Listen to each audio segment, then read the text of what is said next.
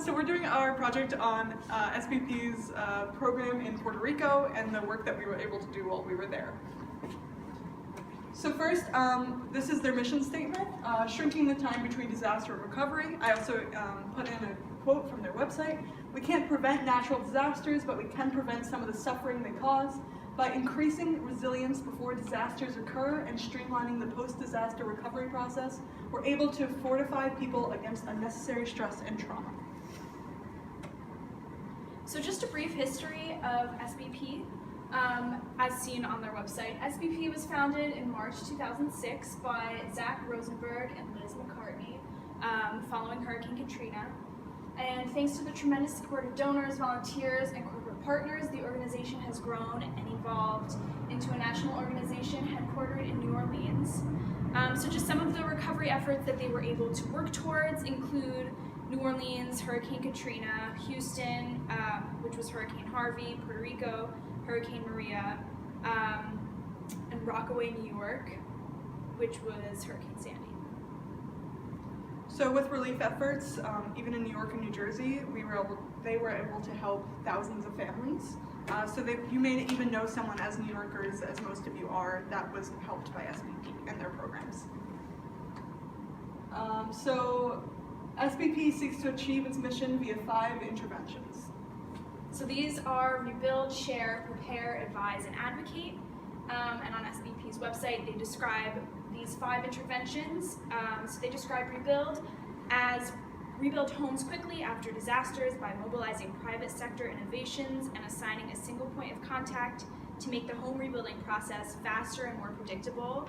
Share, meaning share rebuilding innovations with other rebuilding organizations to allow for efficient, predictable recovery on a national scale. Prepare, meaning prepare home and business owners prior to and following disaster with specific steps to mitigate risk and improve resilience. Advise, meaning advise policymakers immediately after disaster so they can deploy federal dollars sooner and in a way that empowers an efficient recovery. And lastly, advocate, which means advocate for the reform of disaster recovery strategies in the U.S. to improve the predictability and speed of recovery. Okay, so some work that SBP has done in Puerto Rico so far. After September 20th, 2017, Puerto Rico had an estimated housing loss of $35 billion. Damages were found in infrastructure and electrical grid, and leaving much of the building through the entire relief process without power for about 9 months. SBP's plan is to continue to repair homes, opening at least 1 long-term operating site in Puerto Rico with the goal of rebuilding and or repairing 100 homes in the first year.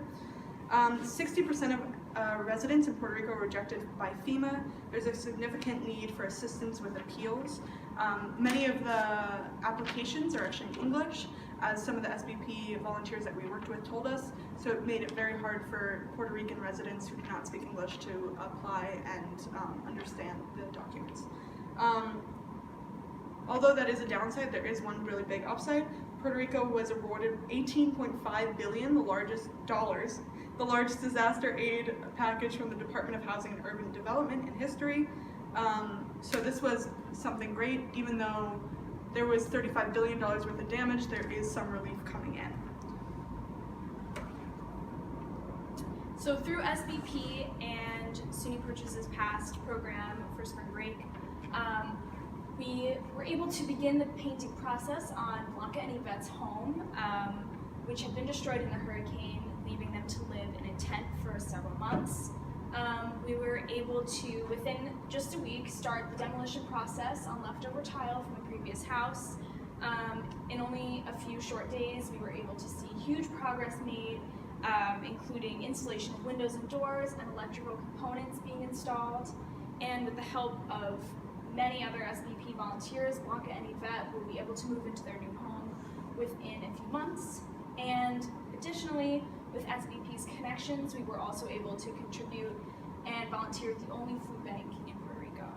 Side note that I forgot to add in the slide, Blanca was actually affected by an autoimmune disease, which forced her to actually evacuate Puerto Rico and move to Florida just for a few months while she recovered due to an infection that she gained from living in the tent for so long. So this is just some photos from our work at Blanca and Yvette's home. We had quite a bit of fun trying to see the effort and relief that we were able to give and the effect that it directly made. We were actually able to meet Yvette and just see her unconditional gratitude and our gratitude towards her. This is some photos from us working at the food pantry, which is actually the only food pantry in all of Puerto Rico. We were able to make several hundred bags worth of pre-packaged meals and food to send out to different communities around the island.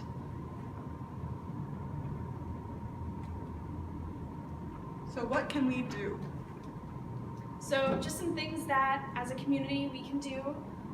We can stay informed, we can continue to learn about SBP's mission and other projects and volunteer opportunities, and continue to inform and encourage others to do the same.